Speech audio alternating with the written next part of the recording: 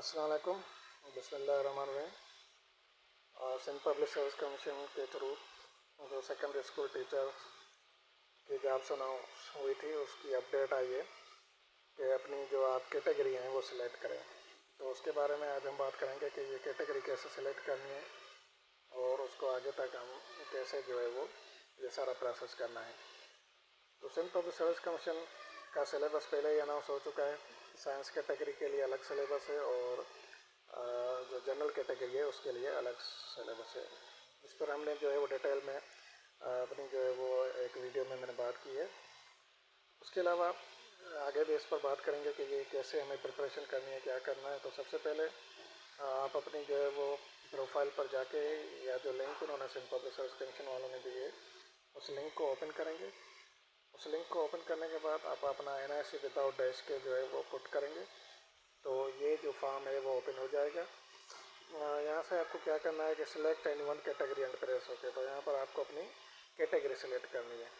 ये बात ध्यान में रखनी है कि कैटेगरी आपको अपने क्वालिफ़िकेशन के हिसाब से सिलेक्ट करनी है।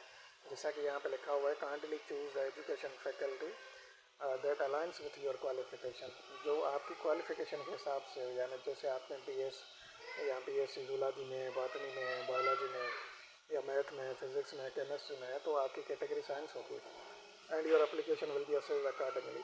अगर आपने मैथ या अगर आपने जनरल BA किया है, सिंपल या BCom किया है तो आपकी कैटेगरी जनरल होगी। तो उस हिसाब से अपनी कैटेगरी आपको जो है वो सही तरीके से सिलेक्ट करनी है, क्योंकि आगे इसी हिसाब से ही आपकी जो है वो स्लिप वगैरह इशू की जाएगी आपको, या आपका जो सीट नंबर वगैरह होगा वो जनरल कैटेगरी के लिए जो है वो नॉमिनेट किया जाएगा।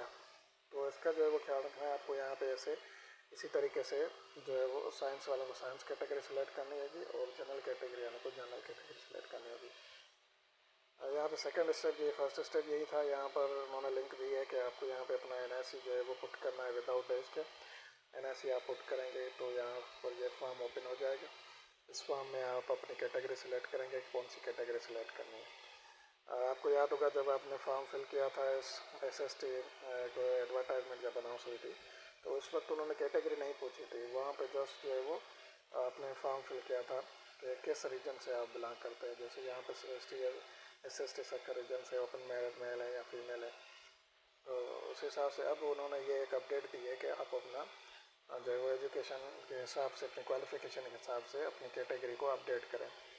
तो जैसे ये कैटेगरी अपडेट हो जाएगी, इसके लिए उन्होंने 15 डेज़ दिए हैं। 15 जो है वो दिन के अंदर ये प्रोसेस मुकम्मल होना है। जैसे ये प्रोसेस मुकम्मल हो जाएगा तो टेस्ट का शेड्यूल और टाइम टेबल अनाउंस हो जाएगा और एडमिट स्लिप भी उसके साथ ही अपलोड हो जाएंगे। यहाँ पर थोड़ी हम इसके जो है वो सिलेबस की बात करें। जैसे यहाँ पे लिखा हुआ है कि सेकेंडरी स्कूल टीचर या जो SST है, साइंस कैटेगरी के लिए जो क्वालिफ़िकेशन है वो BCS या BSc है, वो भी यानी रिलेवेंट सब्जेक्ट में। अब रिलेवेंट सब्जेक्ट कौन से हैं? जैसे मैथमेटिक्स है, फिज़िक्स है, केमिस्ट्री है। बायोलॉजी में देखें तो वो बॉटनी या जूलॉजी होगा। तो ये रिलेवेंट सब्जेक्ट है। सिर्फ यही जो कैंडिडेट है अगर जिनकी क्वालिफ़िकेशन इनमें से किसी सब्जेक्ट में से है तो वो साइंस कैटेगरी को सिलेक्ट करेंगे। उसके अलावा जनरल कैटेगरी में सिंपल BA या BCom वगैरह आ जाएगा तो वो इसी कैटेगरी को सिलेक्ट करेंगे। और उसमें जो क्वालिफ़िकेशन यहाँ पे मिनिमम 50% मार्क हो, मार्क्स जो है वो लास्ट जो डिग्री उन्होंने कंप्लीट की है उसमें है। और यहाँ पर जो है वो पॉलिसी या रिक्रूटमेंट रूल के हिसाब से ये लिखा हुआ है कि 50% जो पोस्ट हैं, टोटल पोस्ट है हर सब्जेक्ट में से, वो यहाँ से ली जाएंगी। उसके बाद अगर हम सिलेबस देखें तो ये सिलेबस पहले ही हम इस पर बात कर चुके हैं। ये सिलेबस उन्होंने अनाउंस कर दिया है और इसी पैटर्न के मुताबिक जो तैयारी करनी होगी। तो यहाँ पर उन्होंने ग्रेजुएशन लेवल का दिया है कि जो टेस्ट होगा वो ग्रेजुएशन लेवल का होगा। तो साइंस कैटेगरी भी ग्रेजुएशन लेवल की होगी और जनरल कैटेगरी भी ग्रेजुएशन लेवल की होगी।